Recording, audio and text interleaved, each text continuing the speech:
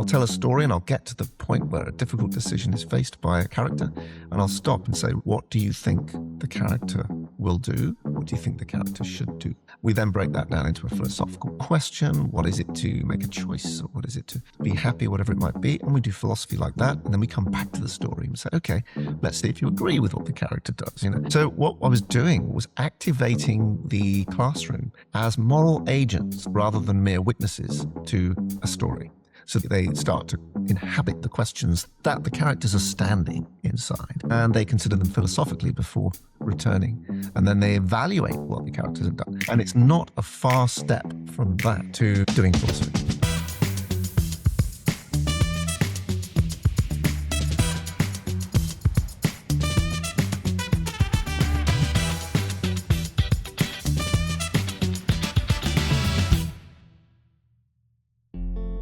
Welcome to another episode of the Education Matters podcast. I'm your host, Jason Buccheri. One of the defining tensions of our age is that we have more information than any civilization in history, and yet fewer places where that information is examined slowly and thoughtfully. Knowledge moves instantly. Opinions form quickly.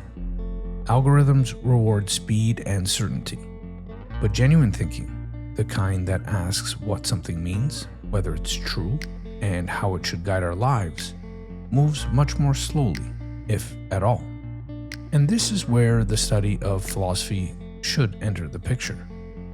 For most of human history, philosophy wasn't just another subject. It was the discipline from which all others were derived.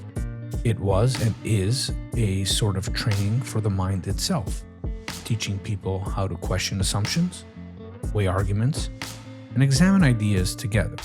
In many ways, it is the foundation of education itself. But as schooling has increasingly emphasized content, efficiency, and measurable outcomes, the patient and intricate work of thinking has often been pushed to the margin. My guest today has spent much of his career bringing philosophy back into schools. Peter Worley is the co-founder of the Philosophy Foundation, an organization dedicated to introducing philosophical inquiry into classrooms and public settings. For more than 20 years, Peter has facilitated philosophical conversations with students and trained teachers around the world to guide deeper dialogue. He is the author of 9 books on philosophy and education, questioning, and critical thinking, including the best-selling The If Machine and the widely discussed Corrupting Youth. His work has also inspired the BAFTA-nominated BBC series called What Makes Me Me, the award-winning film Young Plato, and the BBC adaptation of Adam West's memoir about philosophy in prisons called Waiting for the Out. In our conversation, Peter and I explore what philosophy actually looks like when it enters a classroom. We talk about the difference between questions that test knowledge and questions that actually open thinking. Peter explains how philosophical dialogue can change classroom culture by inviting students into genuine intellectual inquiry, where disagreement is not a problem to be solved, but really a resource for deeper understanding.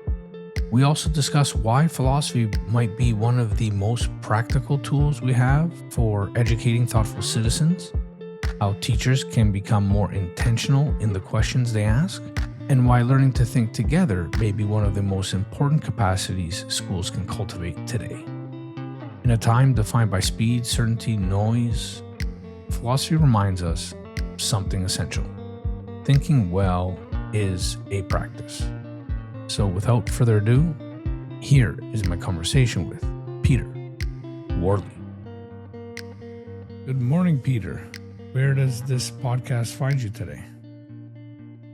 I am in Weston-super-Mare, in the west of England, sort of near the Bristol part of the world. Wonderful, wonderful, Peter. Well, I would have given you a proper introduction now, but maybe you can let folks know what keeps you busy these days. Right. Well, lots of things, because about a year ago I went freelance.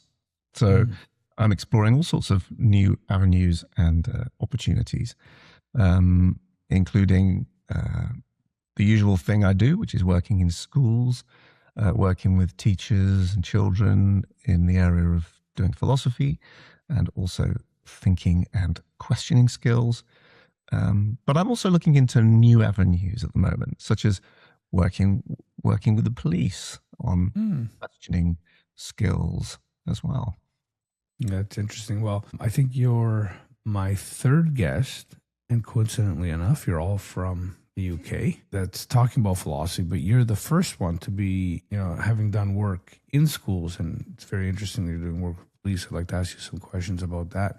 But before we dive into the fascinating work you've been doing for a lifetime, quite frankly, let's start by giving the audience a sense of who you are and where you grew up. Where and when did you grow up, and what was that like? Well, the reason I'm in Weston-super-Mare is it's not my home. I live in London, southeast London. The reason I'm here is because I'm visiting my parents, who are from this neck of the woods. And it's where I grew up. I grew up in a town just 10 miles or so down the road called Clevedon. So I grew up in this area of the world, the West Country of England. And I had a fairly free range childhood. There was hills, there were cliffs, there was a sea. It's a seaside town, Victorian seaside town. There were places to hide, places to run, places to explore. And for a young kid growing up, that was a really, really great thing, up until I turned into a teenager, when it was a boring place to be, of course. But up until that point, it was the greatest place to be able to live and explore and, but frankly, get in trouble. I mean, I don't know how many times I probably nearly died hanging off a cliff.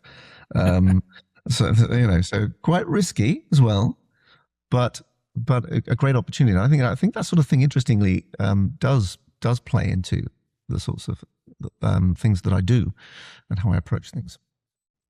Do you think some of that kind of risky play is missing in childhood today? Yes, Yeah. I do. Yeah. I mean, obviously, it's a payoff, right? When you take risks, sometimes bad things happen. And for those of us where that doesn't happen, we learn a lot. And we find opportunities that the kids today perhaps wouldn't have had from that approach. But I know that my mother had a kind of struggle with that because she became friendly with somebody who had a very free range approach to parenting. And she was in a more kind of naturally more cautious position. So she tells stories about how when she first started to let us go off and play with these other friends and on this sort of hill, quarry side and so on, she used to sort of go along and hide behind trees to make sure that we were actually safe. So we didn't know. And it was only when she thought, okay, that they seem to be doing things which are okay, that she stopped doing that. And that's something I learned much later. Yeah. I heard somewhere, and it stuck with me, that the way to do it is to have kids do risky things safely. That's one of the ways to give kids that sense of freedom and exploration and risk taking that is healthy for you. So your mom seemed to be ahead of her time for sure. Yes, for sure. So Peter, what really first drew you to philosophy? Like, it sounds like you had an active outdoor life. Philosophy in some ways is the opposite of that, or perceived to be the opposite of that, where you have to sit down and be studious. Did you, like, for example, did you love to read as a child or as an adolescent? I did. I was an interesting specimen because I was very active, very a doing kind of child and playing a lot out on those hills. But I also loved to read. I loved fantasy and science fiction, and I loved losing myself in worlds in a way that a lot of my friends at the time at school didn't. So I felt somewhat different. They were more interested in football and soccer, what you would call soccer, and stuff like that. And so there was definitely a sort of difference. It was also to do with the kind of school I was at. So yeah, I think that was a difference. And I seem to recall, well, I've forgotten your question now. But just how you got into philosophy? Was it through reading? I was going to ask the follow-up question, was there a particular novel or work that really captured your interest really young and absolutely. created the lifelong love of reading? Yes. So what it was that got me into philosophy, I think, was first of all being the annoying kid at the back of the class. I was the kid that used to ask the difficult questions, and I used to be annoying. And people would say that I'm still that kid. So I think there was an element of that. I would make the teacher's life a bit difficult by asking those awkward questions. And I think to start with, that was more nihilistic. What I found with philosophy was a place where I could be constructively. I could turn that sort of attitude into something more constructive, and not just sort of cynical or questioning for the sake of it. But in terms of inspirations, I would say it was probably Dungeons and Dragons. Because I remember discovering, first of all, the fighting fantasy game books in my primary school, which really activated me as an engaged reader. And I realized this later, that when I started to write my books, like The If Machine, the first book, I started to notice the structure of the books. I didn't plan this, just noticed it afterwards, was very similar to that of those fighting fantasy game books. I tell stories. I'll tell a story and I'll get to the point where a difficult decision is faced by a character, and I'll stop and say, right, okay, what do you think the character will do? What do you think the character should do? And so on. We then break that down into a philosophical question. What is it to make a choice? Or what is it to be happy, whatever it might be? And we do philosophy like that. And then we come back to the story and say, okay, let's see what happens and see if you agree with what the character does. So what I was doing was activating the classroom as moral agents rather than mere witnesses to a story. So they start to inhabit the questions that the characters are standing inside, and they consider them philosophically before returning, and then they evaluate what the characters have done. And in many ways, you see this in the game of Dungeons and Dragons and the fighting fantasy game books that went before. This sense in which the reader is placed as an agent, someone who in some way determines the direction and the shape of the story and the world in which they stand. And it's not a far step from that to doing philosophy. Interesting. Dungeons and Dragons is certainly having a cultural moment again. I don't know if it's all of us getting nostalgic about our childhood, but I'd be interested to know if any of that is seeping into kids these days, if they're playing it at all. Absolutely. As well as running after-school philosophy clubs, I also run after-school Dungeons and Dragons clubs now. A lot of the kids really want to play this game. They know about it. And it's really great to give them an opportunity to play essentially a computer game, but without any computers, in a social context in which we co-create worlds and directions through that. And it's really great to be able to give kids that opportunity. And I tell you, they really respond well to it. They absolutely love doing it. That's fantastic. Peter, was there ever a teacher that really influenced you to pursue philosophy or to continue to think in the way that that really inspired you? The teacher that introduced me to those fighting fantasy game books has a lot to answer for. Her name was Jean Lagden, and she was a real inspiration to me when I was 10, 11. And she said to me, come back when you have written your first book. And I did. Actually, I that to her after I'd written about 3 or 4 books, and said to her, here's me just getting back to you to let you know that that I did do that. And also a man called Tim Withers, who taught me in secondary school, same thing, could see my interest in fantasy, and he took me off the curriculum and said, look, you should read this book, Elidor by Alan Garner. Read this. It might inspire you with some of your ideas. And I didn't actually do it. I read that last year, got back in touch with him to say that I'd finished the homework. that might be a record for the latest turn of an assignment ever. And the funny thing is, he left the school I was at and taught in other places for many years, and just so happens to have moved back to Clevedon and is now teaching at the Comprehensive there, where he taught me. Sorry, not teaching. He's one of the governors. So funny coincidence that these things happen. That's great. What was your first contact with formal philosophy? Was it in high school or secondary school?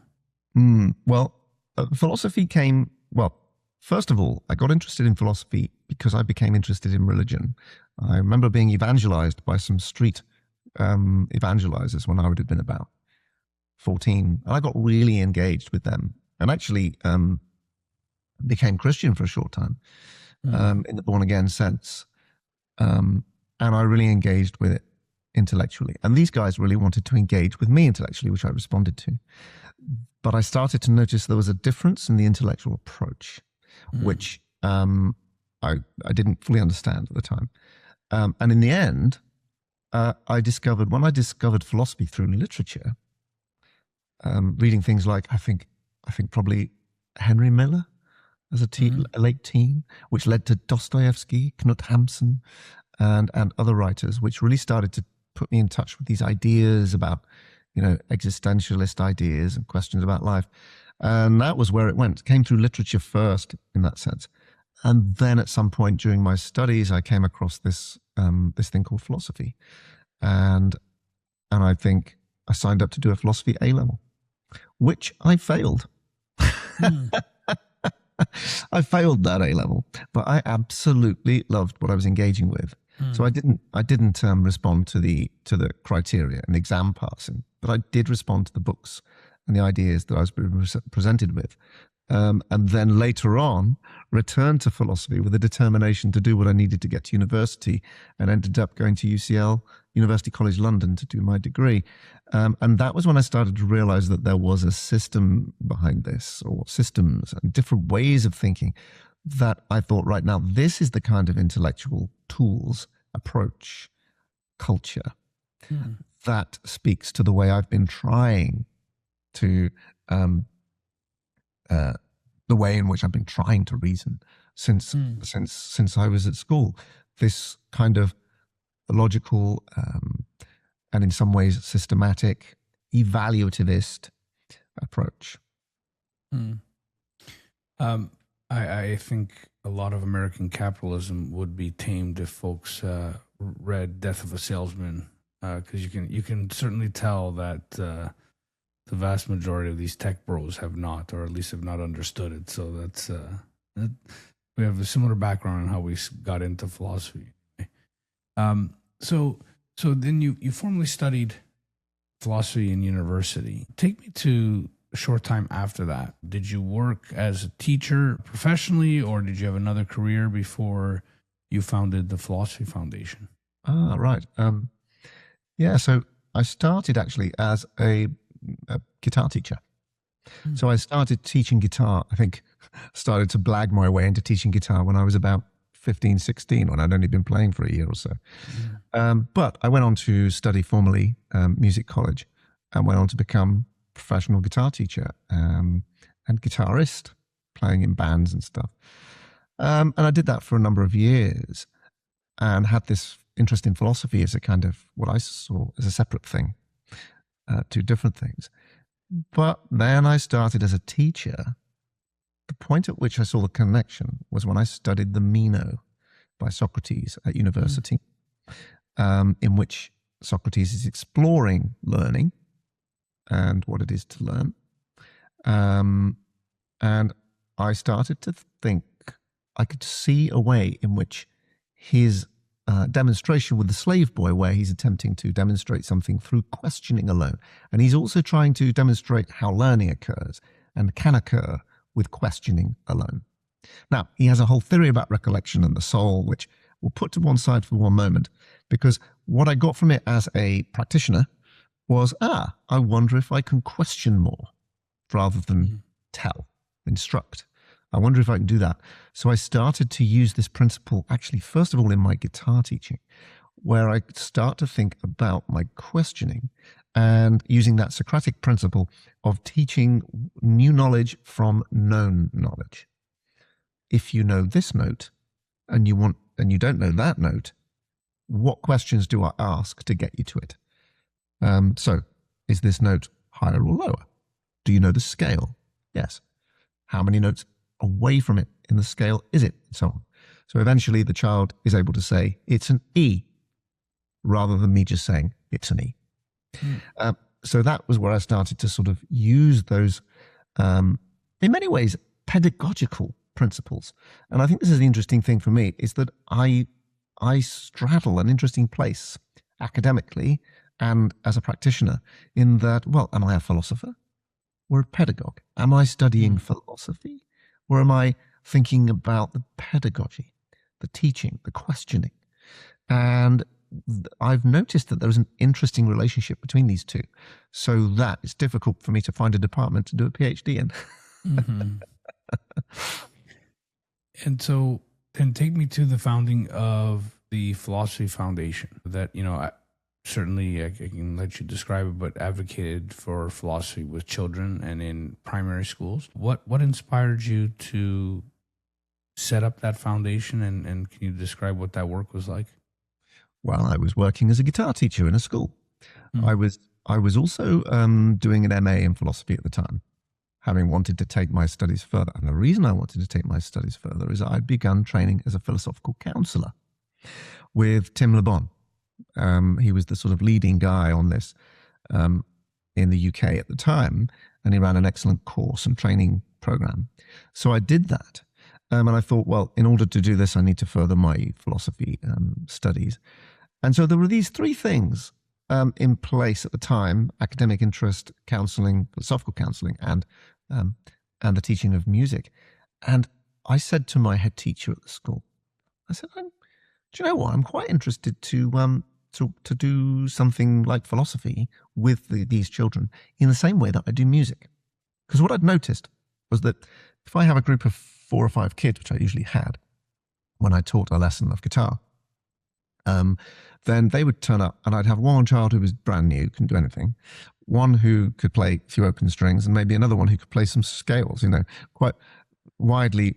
And I used to have to try and arrange pieces for them so that they could all play at their own level.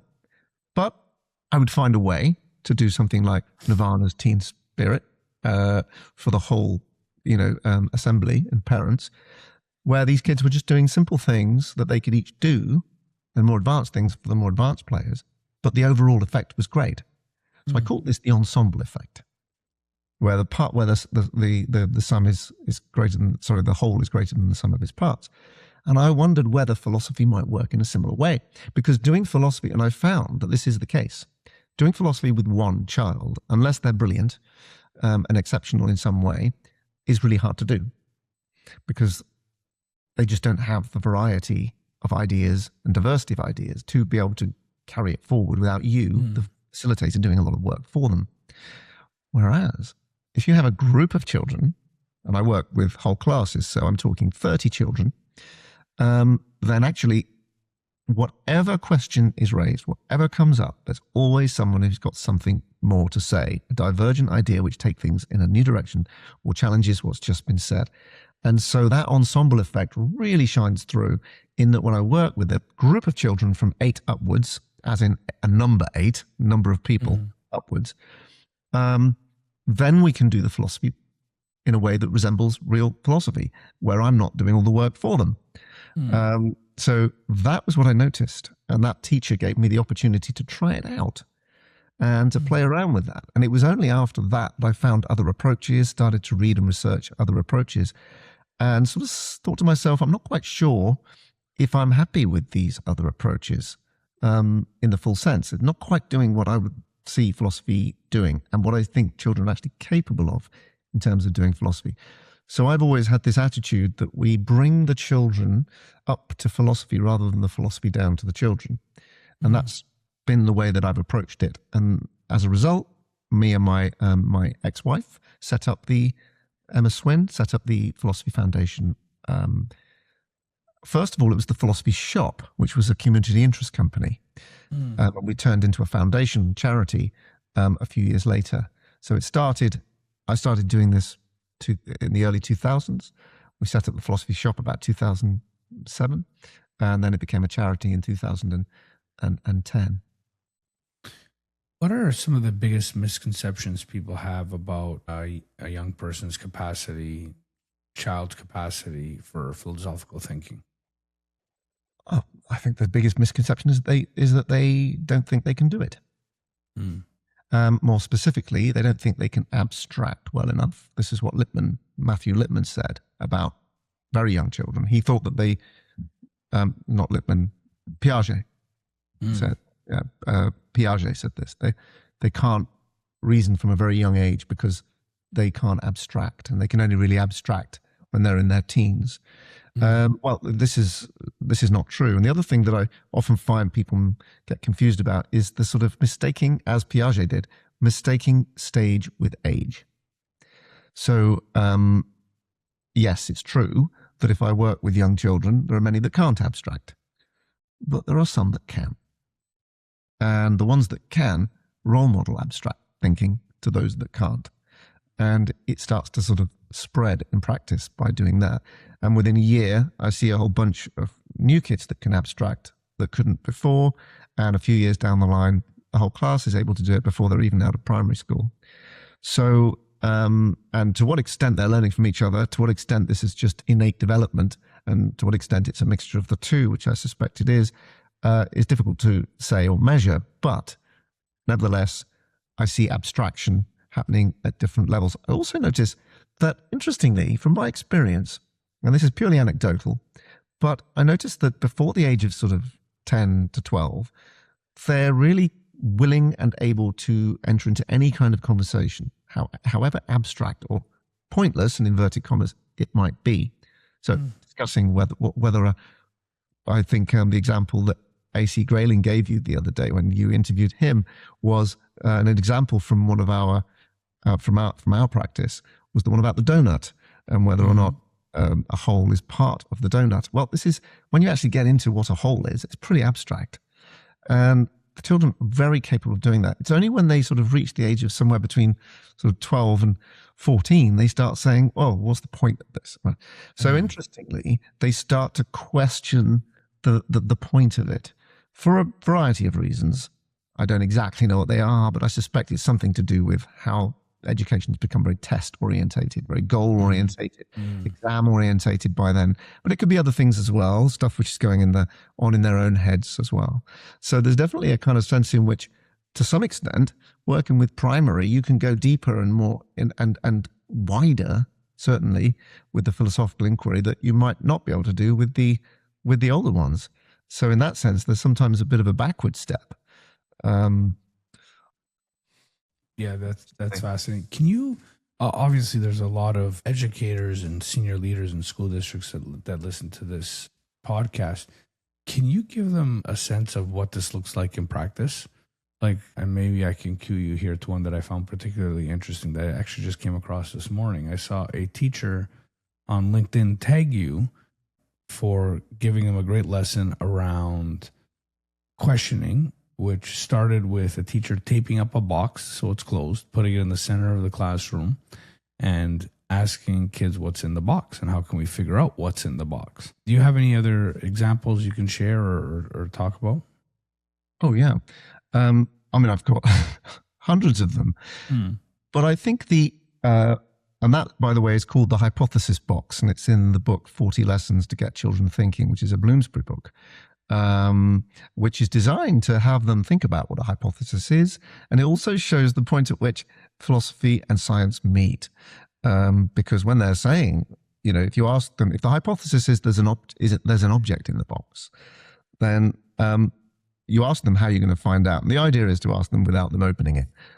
And the moment at which they say, well, you just have to open it, right? Well, and then you ask them, you ask them a technique I would call ifing, where I say, okay, so if we were to open it, what might be fine? Well, they say, well, if we see something in there, then there's an object in there.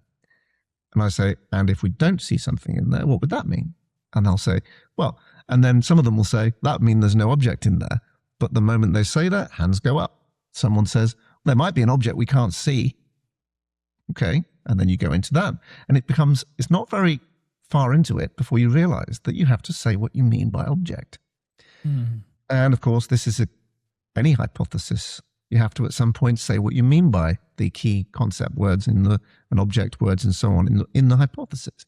So at this point, you start to realize that there is some conceptual analysis that needs to be done by a scientist when they're thinking about what they're actually measuring and how they would decide criteria for that. So it's a nice example of that. But the key thing, I think, that we could say about all the sessions is that they are designed to create some kind of response to something that we can then, as facilitators, exploit in order to make good philosophical and dialectical discussion. So the idea is, I suppose the key thing I'm doing is I'm presenting them with a question. I put that in inverted commas because when I say question, I just mean kind of puzzle or problem. It doesn't have to be formulated as a grammatical question, but it has to be seen by them as something that in some way needs to be resolved. So whether I tell a story from the Odyssey, I present a box on the floor, or simply ask a grammatical question like, is my phone clever? I'm creating something which creates a response. And I do this by using particular techniques. So I ask what I call a grammatically closed but conceptually open question. Is my phone clever? Is the mind the same as the brain? This requires a yes-no response, but it also requires a lot more. And we start to understand what that is only when we understand that distinction between the conceptually open and closed questions and grammatically open and closed questions, also empirically open and closed questions, and there are others. But it's the conceptual and grammatical that I focus on for my practice. So if I ask a question like that, what it does is it elicits an intuitive response, which is pre-reflective, which kind of comes from the gut. Is my phone clever? You will have a thought about that. It'll be something like yes, no, sort of, maybe, I'm not sure. Or it'll be yes, hang on, no. Mm-hmm. It's triggering what's called a dialectical effect because it elicits a simple intuitive response, which is inclusive because almost everyone in the class has that. It's pre-reflective. So it means that actually in philosophy, the first rule of Philosophy Club is don't think.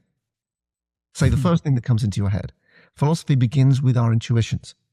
And it also continues with the co-presence of intuitions and conflict. And the conflict comes in a philosopher, of course. They do both. They have the yes and the no in their head. But in a classroom, only a few will have that, but many of them will have a yes, and many of them will have a no. And that's where the conflict is. So what we're doing is we're kind of externalizing the philosophical process into a group of children rather than in one philosopher. But they model how to do it as one philosopher. So they all start to learn this process of problem seeing and seeing things from different points of view. Because children tend to be one-eyed thinkers. They say what they think, and it's just that. But the class of children is essentially potentially a 30-eyed thinking monster. So they start to see that there are lots of different perspectives.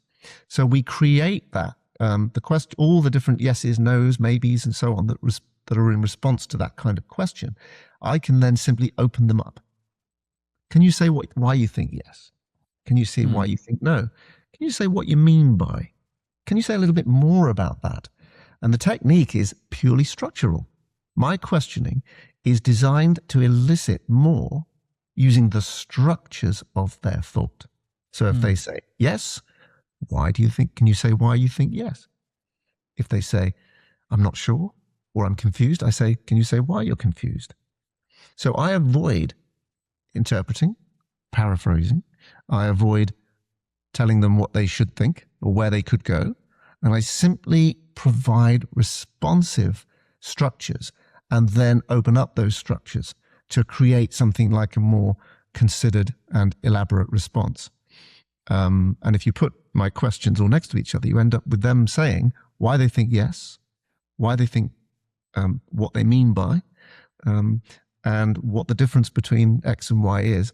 These are the questions I've asked them and they're able to articulate. So it's a structural role that I'm playing and a responsive starting point, which I'm then through structures able to develop. I think that's essentially what I'm doing there. So I want to get into how you work with teachers to help them structure this process in their classrooms. But before we get there, do you have any memorable philosophical discussions that you've witnessed in the classroom that stand out that you could share with the audience? Oh gosh, yes. I mean, there are many. I was having one recently with some slightly older children, sort of 12 to 16-year-olds, in which they were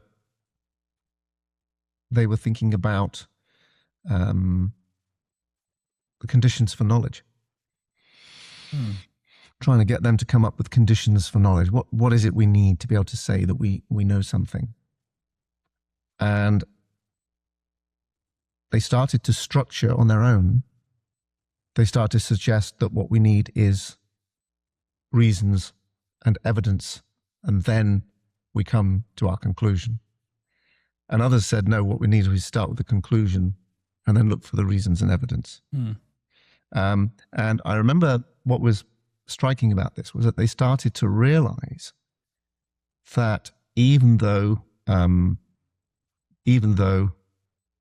you can sometimes be wrong when you're looking for evidence and stuff first and then drawing a conclusion, they thought that on the whole that it would be more reliable than doing it the other way around. So they saw that subtle difference between a exhaustive, necessary and sufficient conditions for knowledge. They could see that that was not satisfactory, but they could also see that it gives you more reliable results than reasoning from conclusions to premises.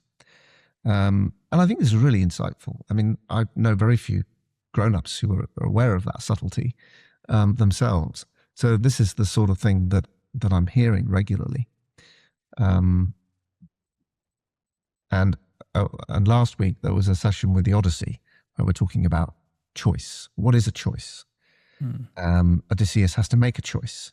He's either got to go back and get his men and turn them back from being made into pigs, or he's got to run away and leave them, as one of his crew members is recommending they do.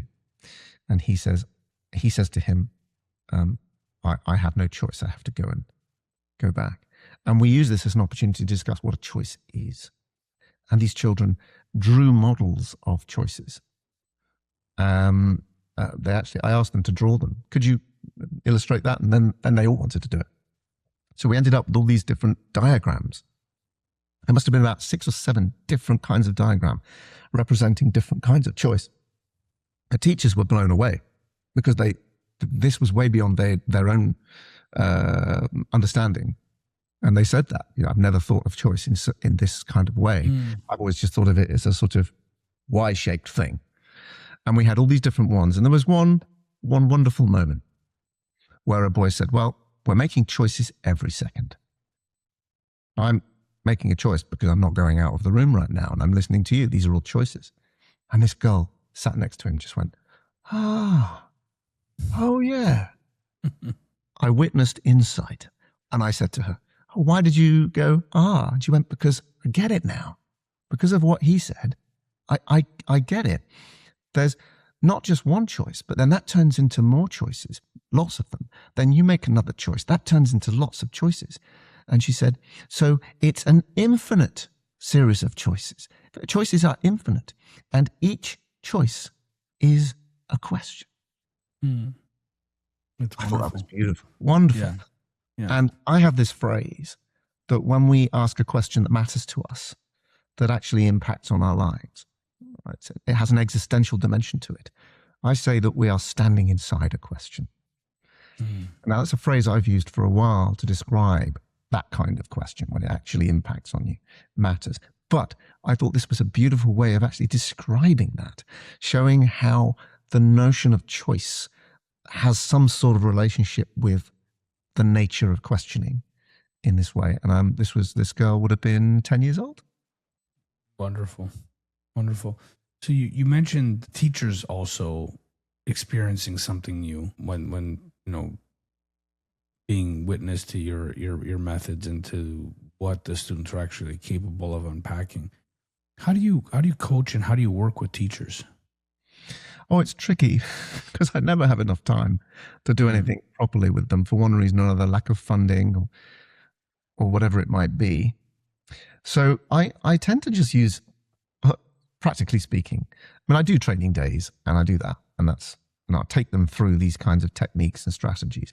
But what I'm often doing is just taking a moment to step aside from the session while the children are talking with each other and saying to the teacher, what I just did was, or what did you think of that? And engaging them. So either I'm engaging them with the idea and they're telling me what they think about how the children have responded and so on, or I'm showing them a technique, a strategy that I've used. You know, I just used the opening up that works like this, or I've just used this technique or that technique, and they'll respond. So that's what I'm often doing, is just, and I think it's the best time to grab them actually is when they witness something. It's just happened and they've seen the impact. When I go and say to them, right, this is what I did. And do you think like having a course in like almost a teacher prep course in questioning would be useful for them early in their teaching career? Oh, absolutely. Absolutely, yeah. And of course I would say that, wouldn't I? Because I train people in questioning. But no, of course, I think, I mean, when you think of how central questioning is to teaching and how often they're doing it, you've got to ask yourself, surely there could be a more efficient way of doing that. And the questioning is so central. It's like chopping for a chef. Yeah. So like, yeah. So like, if you can give the teachers listening some advice or some tips on how to cultivate a classroom culture that's centered around questioning, what would you suggest to them? Where can they begin? Obviously, they can pick up one of your books, and I highly recommend that. Yes. But where should they start? The way I put it is that you can have really good questioning skills and still fail to run a good discussion. And you can have quite poor questioning skills and be really successful at running a good discussion. And I think the reason for this is the mindset. So I describe something called an open questioning mindset, and also it's the closed questioning mindset, OQM. And this is what I do a lot of my training in when I work with teachers. And to put it very simply, it's the kind of dynamic between you and the children in terms of your mindset. So probably the easiest way to put it is a closed questioning mindset is when you ask a question, kind of knowing what you want from the answer. You already know what the answer is, perhaps, or you know which answer you're looking for, and the children are simply trying to work out what it is they're supposed to say. That's a closed questioning mindset, and it's one that we find ourselves in a lot. It's the guess what's in my head questioning and teaching, which is sometimes known as. But it's also about, and the open questioning mindset is when you ask a question and you only expect them to say what it is they are going to say or is in their head. Right, wrong, whatever. You simply say, tell me what you think, and I want to know what you think, not what I want you to think or what you think I want you to think, which is even, because that's the problem. Even when you stop being in a closed mindset, doesn't necessarily mean that they've stopped. They might still think, that they've got to find something, even if you don't want them to. So you have to find a way of communicating to them that you're only looking for. And in my experience, it's usually very simple. When you ask a question and they answer, if they're in a closed questioning mindset, they'll often say, is it, at the beginning. You ask a question, they go, is it a square? Is it this? And that immediately tells you that they're in a closed questioning mindset. Whereas if you get the right mindset across as a culture, then that stops. And they simply say what they think. And then you can deal with it. But this also goes another way as well, and that's to do with guess what's in your head. So the closed questioning mindset is also when I'm telling you what you're thinking.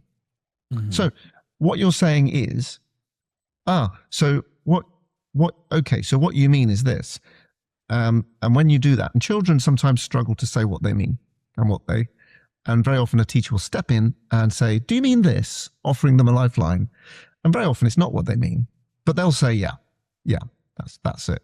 Because the teacher's basically just given them a good answer that they can grab hold of. So the closed questioning mindset works in those two ways.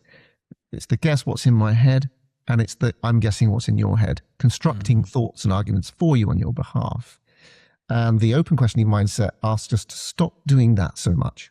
Not necessarily entirely, but so much. So that we say, okay, what questions can I ask to get them to say what they actually think, rather than me telling them what they think? And what questions can I ask to get them to explore this and maybe even answer the question for themselves? Going back to the Socratic principles I used with my guitar students right at the beginning of my career. So if I can ask you to reflect on what education systems might need to change if they really wanted to, and we really wanted to value deep thinking, dialogue, questioning as educational outcomes, what would be some of the changes you'd suggest? Okay. So I think a few points here which I've noted down, which I think are important. One is a shift towards the qualitative over the quantitative. Thinking about the quality of answers and engagement rather than just measurable. Of course, this is harder to do. I realize that everything I'm saying is logistically problematic, but let's just put that all to one side. But not instead of, but on top of. So we still consider the quantitative, of course, but we put a bit more of an emphasis on the qualitative. I also think a descriptive approach to assessment and teaching is what's needed. And by this, I make a distinction between descriptive and prescriptive teaching. Prescriptive is where you say, right, this is what you're not doing, this is what you're supposed to do, and here are some slides, this is it, and here are some examples, now have a go. And I think a lot of teaching is done like that. Descriptive teaching is, I'm going to teach you counterexamples. Why? Because she just did one over here.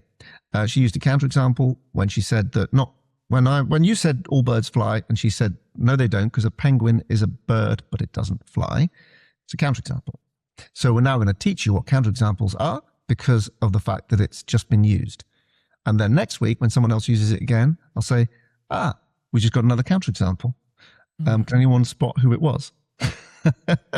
And so on. So you teach descriptively because you teach what they do, what they're doing, so it becomes more metacognitive.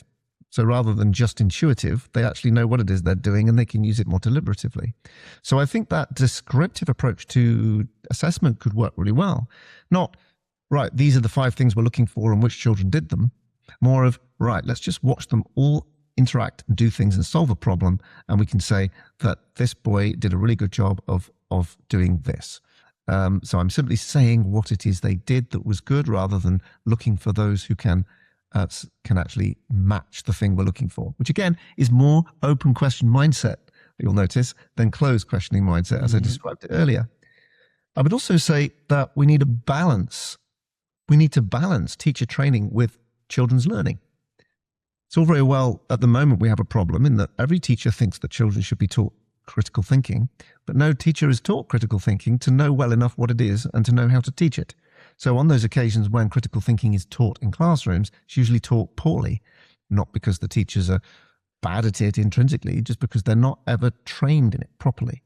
They don't understand it as an evaluativist project, which means where we use critical thinking to evaluate claims and to be able to decide, which claims can be rejected and so on. Very often critical thinking is just seen as an opportunity to talk, say what we think, and share our ideas. But of course, that's not critical thinking. So I always think that we need to balance teacher training with children's learning so that it works both ways. And teaching just needs to be more dialogic. So these are the things, but the evaluativist thing is very important, and there's not enough of that in education. And if you read the wonderful paper by Kuhn and Dean, 2004, I think it was, they describe the stages of epistemological development in children. Absolutist, realist, I think it's that way around. And then what's the third one? Yeah. Multiplist. And then finally, evaluativist. So it starts with children just think what they see and experience is true. Then they move to, I can be wrong, but the teacher will tell me. So absolutist to realist, I think. And then finally, I might have got that the wrong way around, but you know what I mean. Then you get to multiplist, when everything's just a matter of opinion. Children get to this are usually around their teens. They just fall into it naturally. And as Kuhn and Dean say, they don't get out of it easily. They stay there unless someone helps them out of the well of multiplist thinking, as they describe it. And the problem is that it's also the case that quite a lot of teachers are also in the multiplist well. So they're not in a position to help them out because they've not been properly taught evaluativist tools where claims are not just of a matter of opinion, but can be subject to criteria of truth value and analysis of that kind of analysis. So we can see when a statement actually makes sense. And one of the things I'm always talking about is don't say to people that there's no right and wrong in philosophy, because it's absolutely not true. Virtually everything somebody says can be assessed as right or wrong as a basic inference. So almost anyone someone says usually can be structured as, I think, therefore. And most children, the critical thinking I hear most common in the classroom is just because doesn't mean that. And what they're doing is that they're challenging the inferences that their peers have made. And very often they'll be right. Nice example, if you want me to give one, would be when I asked them, so what is real? What do we mean by real? Someone said, something is real if it's in the world. And someone said, well, what about planets? They're not in the world, and they're real. So that's a counterexample. And they have refuted the claim. They've shown it to be wrong, that if something is real, it's got to be in the world. So on one level, that is happening all the time. Those are evaluativist tools for refuting or evaluating a claim. Interestingly, though, the effect was that the child said, I didn't mean the world as in the earth. I meant the world as in the universe. Now, once that qualification had been made, it was a better statement. It now made better sense. What we see there is the way in which critical thinking as an evaluativist tool not only challenges, but helps each of the children improve their thinking. And so it's not just deconstruct, we shouldn't just see it as a sort of negative project where everyone's wrong. It becomes a tool. These tools become the tool with which we make better, clearer, more accurate, and closer to true statements than we start with. And that's the classic Socratic project seen as a positive thing rather than a negative. Wonderful. If education policy makers are listening to this, what would you suggest as the single most important change they can make to support philosophical inquiry across schools? I think probably Socratic questions. Socratic questioning. And by this what I mean is Socrates is well known for saying, right, think for yourself, essentially, and asking people to think for themselves. But I would say that what we want to do is create something metacognitive so that we learn to be a Socrates to ourselves. And I'd like to extend that to AI and say that we need to include the AI in the way we do this. So we want to be a Socrates to our I self. Because the way we can use AI is we can use it as a mirror where we simply reflect my own views, a bit like an echo chamber. And I've seen, this is how it works. The AI is kind of programmed to reflect back your position. So, it only challenges you if you ask it to, and it will only take other positions if you ask it to, but it will tend to mirror back your views. So what we need to do is to be taught how to use the AI so that it does challenge us, so that it does broaden our view, so that it represents our opponent's idea to us as a legitimate position, rather than just as a straw man. And if we can start to learn those tools, learn how to, then we can get past what my partner and I call the veil of artificial intent of ignorance. Veil of artificial ignorance. That's it. Because we can really use these tools to expand and get us to be more reflective, critical, or we can use them to simply stand in front of the mirror and have it all say the same things back to me that I'm saying into it. And that's all to do with the prompts, which is all to do with the question. So it comes back to questioning. So that's why I say Socratic questioning is key. But one other thing I'd want to say is one thing I've noticed in my daughter, who's only 15 and is going through the education system. And one of the things that I've noticed is the difference between conceptual and procedural. And I think a lot of the teaching is focused on the procedural. This is the steps you need to follow to answer these questions. This is the procedure you need to know to be able to do this. But nice story. My daughter said to me one day, "Can you help me with this maths homework?" And I said, "Oh, I can't do maths really. You ask your granddad. It's my dad. He's a maths teacher." And she said, "Oh, can you just come and help me?" So I came to look. I looked at it and it was fractions. And it's a long time since I've done all this stuff. So in other words, the procedural stuff was out of my head. I can't remember all the procedures for long division and so on, and fractions and so on. But I looked at it and I was able to say, well, it's multiple choice, right? So I looked at it and said to her, right, okay, what have we got to do? Blah, blah, blah. But I had a conceptual understanding of what fractions are. I know that they are relations of parts and wholes, and I know how that kind of works in a conceptual, broad sense. So I was able to look at the things, take a series of questions to myself and to her, and then I said, I think it might be this one. Let's see. And she put it in. She said it was right. She said, how did you do that? How did you know that? You said you don't remember all this stuff. So I tried to explain to her that difference, the difference between the procedural and the conceptual, which essentially means that I'm estimating, but in a multiple choice, of course, estimation can give you the right answer. Now, interestingly, what I think we get from this is that we need to put more emphasis on the conceptual understanding of what it is that we're doing, rather than the procedural aspect. And more over and over again, that seems to me to be the shortcoming of people who are going through the current education system in the UK anyway. I can't speak for other systems.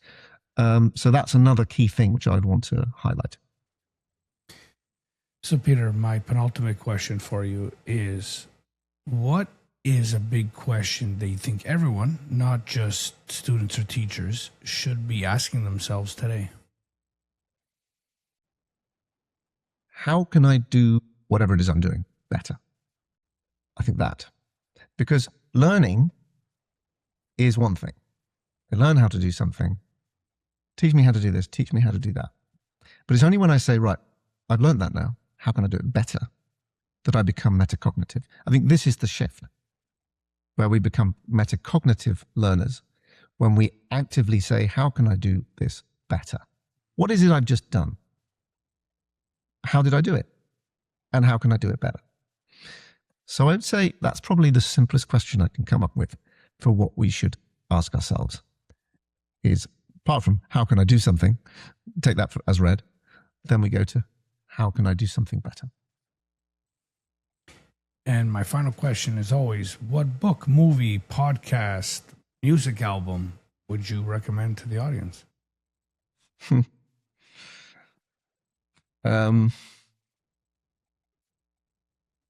It can be multiple. You don't have to pick just one. Well, I've just seen the film The Life of Chuck, which I read the short story by Stephen King first, and then thought, I need to see this. So I watched it with my family the other night. I thought it was one of the best films I've ever seen. Because of the way in which it addresses the existential questions. Have you seen the film? No, I haven't actually. Well, in which case you should, and so should everyone else. Yeah, this is a film about knowledge, about storytelling, about life and the things which matter in our lives, the small things as well that matter, where value comes from.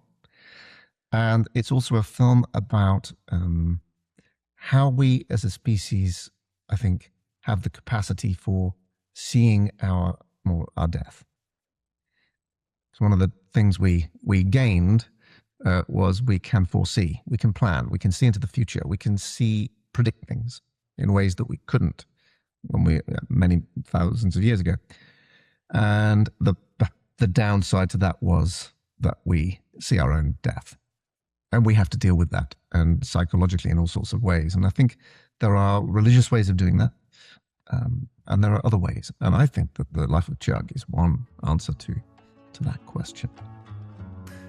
Wonderful way to wrap this up. Peter Worley, thank you for your time. Thank you for inviting me. It's been wonderful.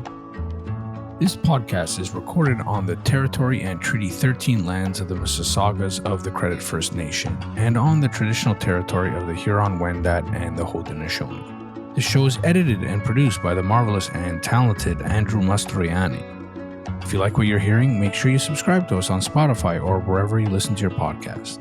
Until next time, remember, there's absolutely no inevitability as long as there's a willingness to contemplate what's happening.